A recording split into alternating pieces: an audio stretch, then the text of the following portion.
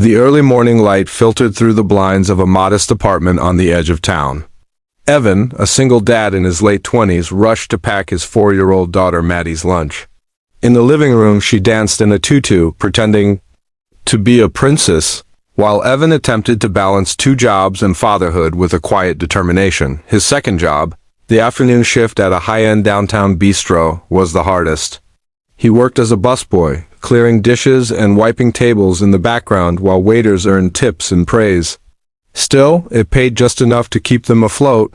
The staff rarely noticed him, except for Chef Earl, who gave him extra scraps for Maddie when no one was looking, but Evan didn't complain.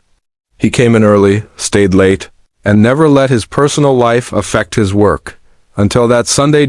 It was Mother's Day, and the restaurant buzzed with customers. The bistro hosted a special brunch event with soft music, a bubble artist in the corner, and a donation box for a local children's hospital. The manager, pacing nervously, snapped orders while staff hurried around him. Evan stood quietly behind the kitchen doors, tray in hand, waiting to clear a table when he noticed them 2 little girls about Maddie's age sitting stiffly in designer dresses near the window. One fidgeted with her spoon. The other stared at the floor. The nanny attending them seemed distracted, scrolling on her phone. Suddenly, the first girl burst into quiet sobs. Her sister followed, drawing disapproving looks from nearby diners. The manager barked, "Someone shut them up before Ms. Alden sees." "That's her table." Evan glanced around. No one moved. He put down his tray, reached into his apron pocket, and pulled out a small plastic bottle. Blowing a gentle stream of bubbles, he approached the table cautiously. The twins stopped crying. The bubbles floated in the air, catching the sunlight. One landed softly on the crying girl's nose. She giggled. Her sister reached for another. Within seconds they were laughing, chasing the shimmering orbs around the table. The nanny finally looked up, confused. "Who?" Evan bowed slightly. "Just trying to help." From across the room, a woman in a sharp cream suit watched unnoticed. Her name was Celeste Alden, a tech millionaire and silent partner of the restaurant. She had come in early to check on the event and saw the whole thing from behind the curtain wall. She leaned in to her assistant. "Get me his file. I want to know who he is." Meanwhile, Evan returned to his duties. The manager grunted but didn't reprimand him. The twins remained calm, and the brunch continued smoothly. After the shift, Evan changed into his street clothes and left through the back alley, pausing to count his bus fare. Celeste followed. "Excuse me," she called. Evan turned. Startled, he recognized her from the newspaper, Forbes lists, philanthropy pages, and an article pinned in the staff lounge. "Yes, ma'am, you were the one who calmed my daughters?" He blinked. "They're your daughters? I didn't know. I just saw they were upset." Celeste crossed her arms. "Why do you carry bubbles in your apron?" He chuckled nervously. "For my daughter. Sometimes life throws tantrums. Bubbles help." Something in his answer struck her. "Tell me about her." Evan hesitated.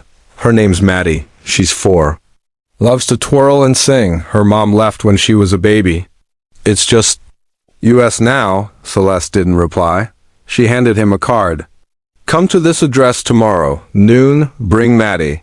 He took it, confused. "Why?" She smiled faintly. "Let's just say I believe in rewarding people who care without expecting anything back." PART. The next day, Evan and Maddie arrived at a towering glass building with the name Alden Horizons etched on the front. He wore his best shirt. Maddie wore her favorite glittery headband. They were led to the top floor, where Celeste waited in a cozy office filled with children's books, plush rugs, and soft light. Maddie instantly darted toward the reading corner. Celeste offered Evan coffee. "I meant it. Thank you for what you did," he shrugged.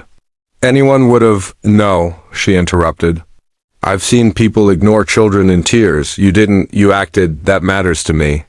She explained that she had recently started a foundation focused on supporting single parents who work low-wage jobs. "You'd be a perfect candidate. Housing support, childcare, education, a chance to grow." Evan was stunned. I don't know what to say." "Say yes," Celeste said, "but only if you promise to keep the bubbles." He laughed. In the months that followed, Evan's life transformed. With stable housing and flexible hours, he enrolled in community college to study hospitality. He took evening classes while Celeste's foundation helped with Maddie's care. He and Celeste stayed in touch, occasionally sharing coffee after meetings, sometimes watching the kids play together. A quiet bond formed, forged not from wealth, but from the simple act of noticing someone else's pain. Celeste's daughters, Ava and Elise, adored Evan. They visited the restaurant often, always asking for more bubbles. Eventually, Evan became the restaurant's floor manager. He designed a kid-friendly menu, started weekend events for families, and began mentoring other young parents in similar situations. One afternoon, Celeste hosted a gala to celebrate the success of her foundation. Evan gave a speech. He said, "I was just a busboy with bubbles, but someone saw me. Someone cared. That changed everything. And now I want to be that someone for someone else." As the room erupted in applause, Celeste clapped the loudest. Later that evening, as the twins played with Maddie in the garden under a string of fairy lights, Celeste stood beside Evan.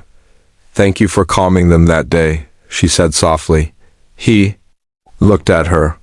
"Thank you for seeing me," she smiled. "It's funny, isn't it? All the millions I've made, and the best investment I ever made was in a bottle of bubbles."